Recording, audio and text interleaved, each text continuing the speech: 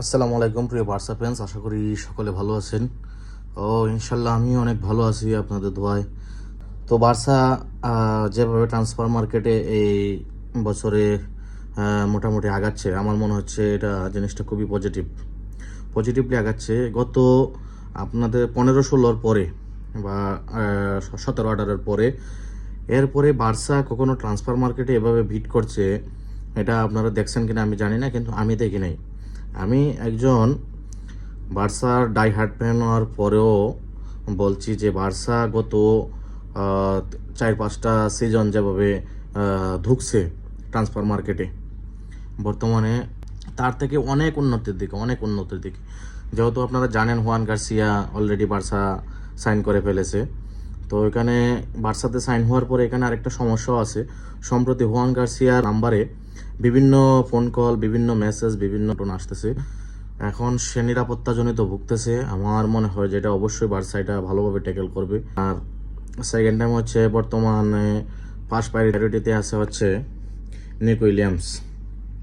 তো Nico Williams already তার club athletic বিলবাওকে জানিয়ে দিয়েছে যে সে যদি তার ক্লাব চেঞ্জ করে তাহলে সেটা বার্সা ছাড়া অন্য কোনো ক্লাবে সে যাবে না। তো অবশ্যই এখানে নিকো উইলিয়ামসের বার্সাতে আসার প্রবল ইচ্ছা আছে। সেটার জন্যই হয়তো সে তার ক্লাবকে বলে দিয়েছে যে সে বার্সা ছাড়া অন্য কোনো ক্লাবে যাবে না।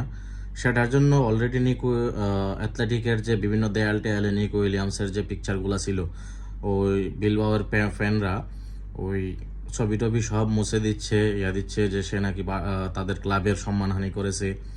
তো এরকম একটা ঘটনা ঘটার পরে আমার মনে হয় না যে নিকো উইলিয়ামস অ্যাথলেটিক বিলবাওতে আর কন্টিনিউ করবে। সেখানে দেখা যাচ্ছে অবশ্যই বার্সার ডেকো গতকালকে গিয়েছিল নিকো উইলিয়ামসের বিলবাওয়ের কাছে। তো সেখানে একটা মনে হয় যে মৌখিক একটা চুক্তি হয়েছে। অবশ্যই এটা 2-1 দিনের মধ্যে কমপ্লিট হবে যেটা মনে হচ্ছে।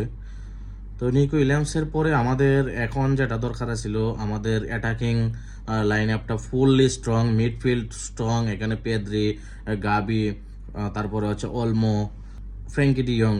মিডফিল্ড নিয়ে আমাদের কোনো চিন্তা নেই। মিডফিল্ড বর্তমানে যে মিডফিল্ড আছে বার্সার, সেটা হচ্ছে বলতে হবে যে লালিগা বেস্ট মিডফিল্ড আছে বর্তমানে বার্সার। ডিফেন্সে এখানের মধ্যে ক্রিস্টেনসেন আছে, মার্টিনেজ আছে, কোবার্সি আছে, কোন্ডে আছে, বালদে আছে, কিন্তু তাদের রিপ্লেসমেন্ট ধরেন এখানে আরাহো মার্টিনেজের রিপ্লেসমেন্ট, কোবার্সি, এখানে আছে হচ্ছে ক্রিস্টেনসেন। তো এখানে আমার মনে হয় যে ক্রিস্টেনসেন যদি বার্সা চারে, তাহলে এখানে ডিফেন্সে আরেকজন ব্যাকআপ ডিফেন্স প্রয়োজন হবে।